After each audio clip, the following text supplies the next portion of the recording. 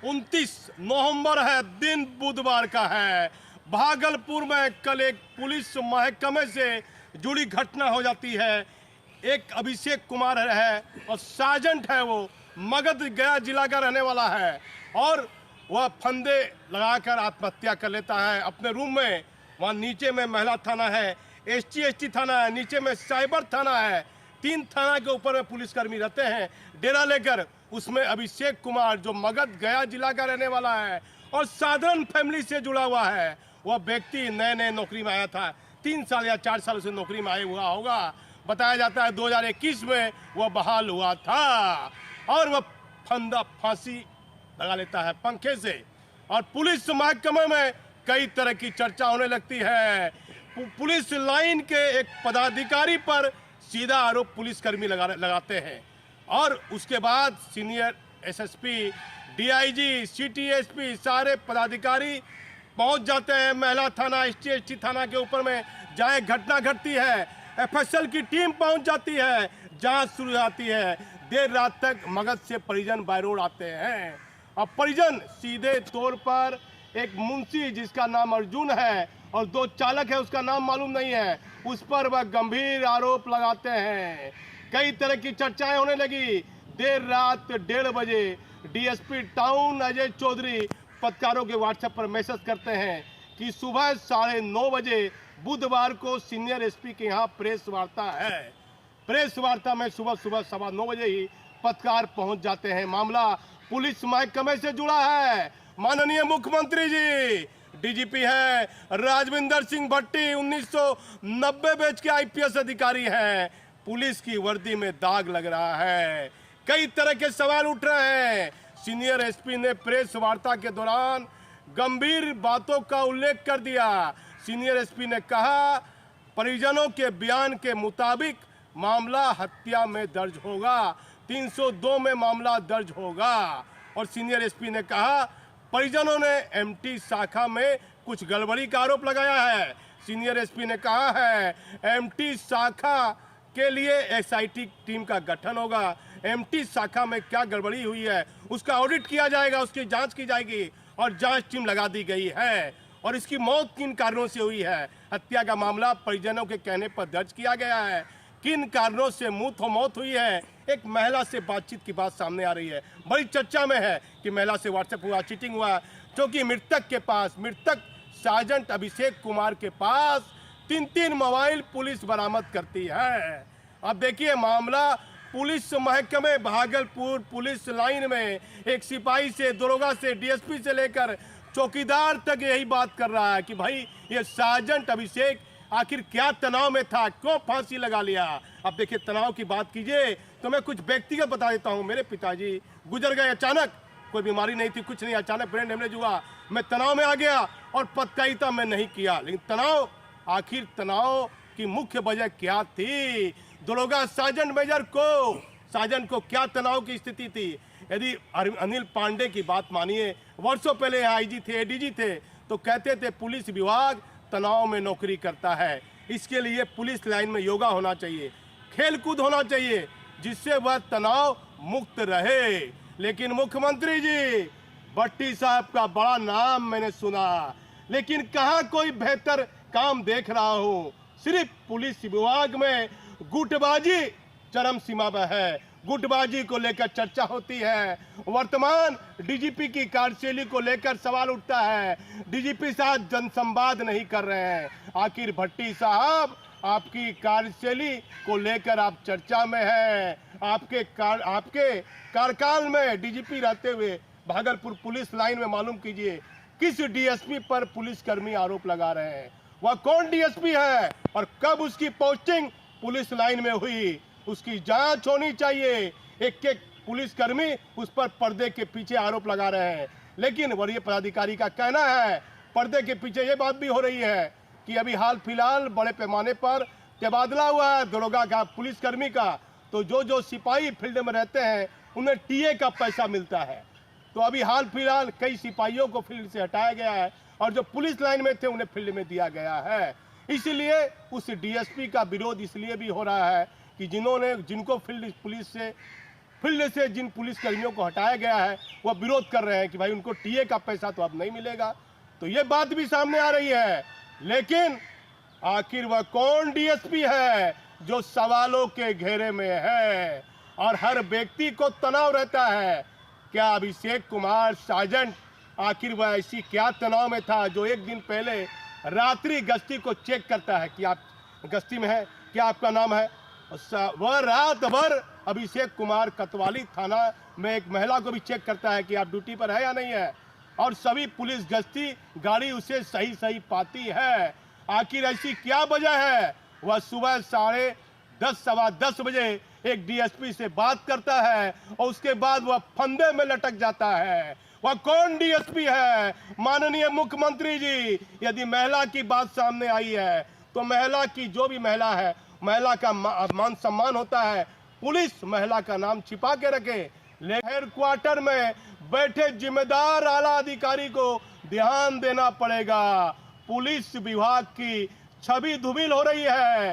Local अखबार में police line में भ्रष्टाचार के कई मामलों के बारे में जिक्र किया गया है। लोकल अखबार का अध्ययन सरदार पटेल भवन के पदाधिकारी को करना चाहिए। आखिर एमटी शाखा में क्या तेल में गड़बड़ी हो रही है? डीजीपी साहब, क्या बिहार में जितनी भी एमटी शाखा है क्या सब में गड़बड़ी हो रही है? भागलपुर में तो पहला मामला सामने आया है। सीनियर एसपी ने एसआईटी टीम का गठन कर दिया है। एमटी शाखा में ये क्या खेला हो रहा है? मुझे अनिल पांडे साहब कहते थे एक सिपाही का नाम आ गया है अर्जुन, उस पर एफआईआर दर्ज हो जाएगी और वह कानूनी दाव पेंच के फंदे में आ गया है। वह जेल भी जा सकता है, उसे सजा भी हो सकती है। लेकिन पूर्व डीजी के कहना है, एडीजी कहते थे 20 साल पहले, सिपाही आदेश पाल होता है। यदि आप आईपीएस से उलझ जाइएगा और सीनियर एसपी कह देंगे कि पत्रकार को अरेस्ट कर लो, अपने बॉडीगार्ड को, तो पुलिसकर्मी ये बिना समझे कि मैं पत्रकार हूँ मुझे वो अरेस्ट कर लेगा, क्योंकि उसे आदेश का पालन करना है। जिस सिपाही पर आरोप लगा रहे हैं परिजन और एफआईआर दर्ज होने की बात सामने आ रही है, सीनियर एसपी कह रहे हैं एफआईआर दर्ज होगा, अर्जुन सिपाही की मुश्किलें बढ़ेगी, उसे पूछताछ की जा रही है एसआईटी टीम के द्वारा। 2 चालक का नाम और आया है। लेकिन क्या एक सिपाही इतनी बड़ी हिम्मत कर सकता है? किसी पदाधिकारी को वह तनाव में ला सकता है? क्या यह संभव है? मेरा 26 सालों का पत्रकारिता का अनुभव बताता है सिपाही सिर्फ आदेश पाल होता है। सिपाही अर्जुन की मुश्किलें बढ़ सकती है क्योंकि नामजद एफआईआर परिजन दर्ज कर रहे हैं। लेकिन सवाल ये उठता है कि अर्जुन के पीछे कौन है? अर्जुन को कौन आदेश दे रहा था? आखिर इसके पीछे क्या कोई डीएसपी है?